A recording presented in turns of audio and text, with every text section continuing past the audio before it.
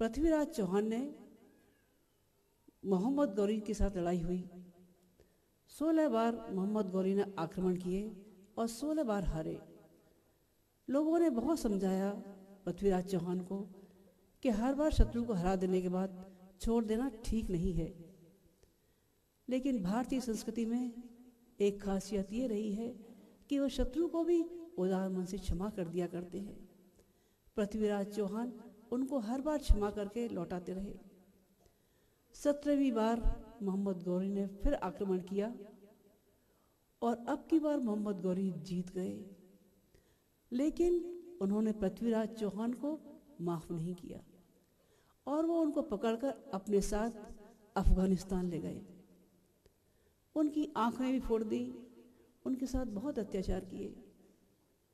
दुश्मन को पकड़ने का एक ही दंड था, वो था मृत्युदंड। लेकिन मृत्युदंड दे जाने के पहले मोहम्मद गौरी के मन में एक बात आई कि पृथ्वीराज चौहान शब्द वेदी बाण चलाने में कुशल थे। उनका एक बार इनको मृत्युदंड देने के पहले इनकी कला को देख लिया जाए। उन्होंने राजसभा में बुलाया और उनको निर्देश दिया कि अपनी शब्द वेदी बाण का कला का प्रदर्शन करें। कवि चंद्रवर दाई और उनकी योजना पहले ही बन चुकी थी। उन्होंने महाराज से निवेदन किया कि वो तवे की चोट पर कुछ आवाज करें। जैसे ही मोहम्मद गौरी ने घंटे पर चोट दी, कवि चंद्रवर दाई ने कहना शुरू किया, 4 बांस 24 हाथ अंगुल अष्ट प्रमाण, ता ऊपर सुल्तान है मत चूके चौहान। कहने भर की बात थी, पृथ्वीराज चौहान ने बाण छोड़ा और मोहम्मद गौरी के सीने में जा धंसा। मोहम्मद गौरी के सीने में तीर लगना था। दूसरी तरफ कवि चंद्रवर दाई और पृथ्वीराज चौहान ने एक दूसरे का छुरा घोंपकर वही आत्म बलिदान दे दिया।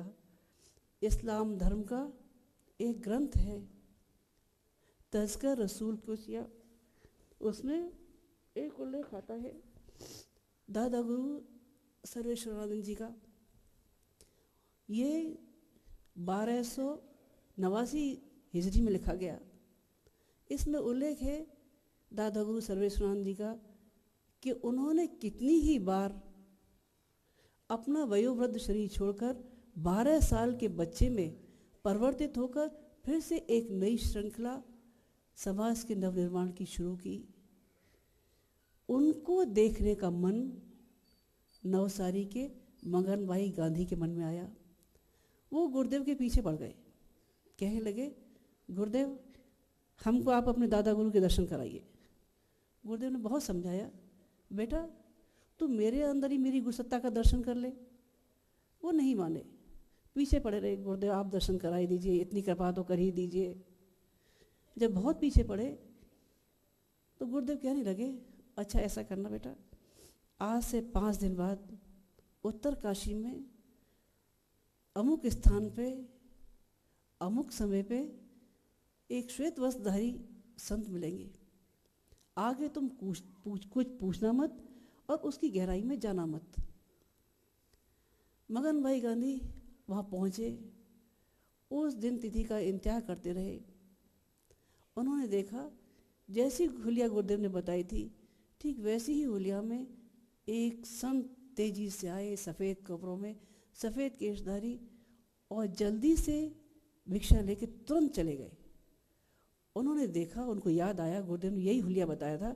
तुरंत पीछा करना शुरू किया, पीछे पीछे भागते रहे, लेकिन वो उनको दिखाई नहीं पड़े। थोड़ी दूर जाकर वो थक गए और उन्होंने एक गुफा के पास में आके चारों तरफ देखना शुरू किया, शायद इस गुफा में तो नहीं चले गए।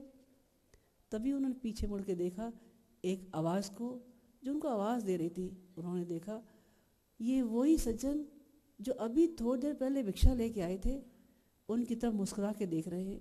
लेकिन जब उन्होंने गौर से देखा, उनको लगा परम पूज्य गुरुदेव साक्षात सामने बैठे हैं और मुस्कुरा कर कह रहे हैं, बेटा आज तो तूने भरोसा किया कि नहीं किया कि मैं और मेरी गुरुसत्ता एक ही हैं। मगन भाई गांधी तुरंत वहाँ से लौट के आए। वो गुरुसत्ता अंतर्ध्यान हो चुकी थी। आए और गुरुदेव के चरणों में पकड़कर माफ़ी मांगने लगे। कहने लगे, गुरुदेव मैंने आप पर अविश्वास किया, मुझे जो चाहे सजा दे दें। गुरुदेव ने उनको कलेजे से लगाया, बेटा जिनका गुरु हर पल पास है वो मेरे अंतरंग में विराजमान है। इतना समझाया, प्यार से गले लगाया मगन भाई का।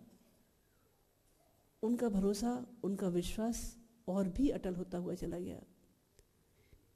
जब दादा गुरु ने उनको हिमालय बुलाया और ये कहा, बेटा ये सारी ऋषि सत्ताएं जिनको तुम देखते हो ये पीड़ा से भरी हुई हैं। गुरुदेव की आंखें नम हुई, पूछने लगे, क्यों गुरुदेव? उनमें से हर दिव्य सत्ता सूक्ष्म शरीर में विराजमान कहने लगी, हम पृथ्वी पर जब तक मौजूद थे, जो जो क्रम हमने चलाए थे वो हमारे शरीर छोड़ने के साथ साथ वो प्रेरणाएं खत्म होती हुई चली गई, वो क्रियाकलाप बंद होते हुए चले गए। उनकी पीड़ा भरी आवाज़ सुनकर गुरुदेव की आंखों से आंसू झराए। दादा गुरु कहने लगे, बेटा आप जाओ और तीर्थ रूप में, गायत्री के तीर्थ रूप में आप शांति कुंज की स्थापना करें और जो प्रवृत्तियाँ ये ऋषि लोग चलाते रहे उन प्रवृत्तियों को आप उसके माध्यम से चलाएं। शांति कुंज के माध्यम से गुरुदेव ने वो सारी प्रेरणाएं, वो सारे मार्गदर्शन, वो ऋषि परंपराएं चालू रखी। चाहे वो भागीरथी परंपरा में ज्ञान का विस्तार रहा हो, ज्ञान गंगा का हो, चाहे चरक विद्या के अंदर आयुर्वेद की स्थापना का हो, वनौषधियों का निर्माण हो, चाहे नारद परंपरा में संगीत के माध्यम से लोक शिक्षण का हो, चाहे शंकराचार्य परंपरा के माध्यम से आपके शक्तिपीठों की स्थापना को हो, वो सारी परंपराएं शांति कुंज के माध्यम से चलती रही। दादा गुरु ने का जो दूसरा निर्देश था वो गुरुदेव को याद रहा। देश की आज़ादी के लिए गुरुदेव की सक्रिय भागीदारी होती रही। गुरुदेव झंडा लिए आगे बढ़ते रहे, लाठियों की बौछार सहते रहे, पीड़ा सहते रहे। जब डंडे खा खा कर बेहोश होने लगे, झंडे को नीचे नहीं गिरने दिया और दांतों में झंडा दबा लिया।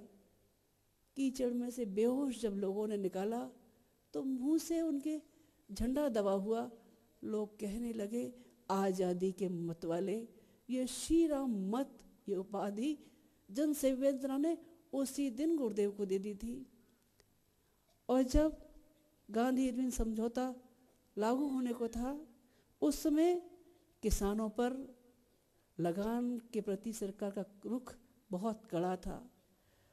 उस समय गुरुदेव का मन पीड़ा से भरा था। वो किसान जिनकी फसल में दाना नहीं, जिनके पास पैसा नहीं, वो लगान कैसे भर सकेंगे?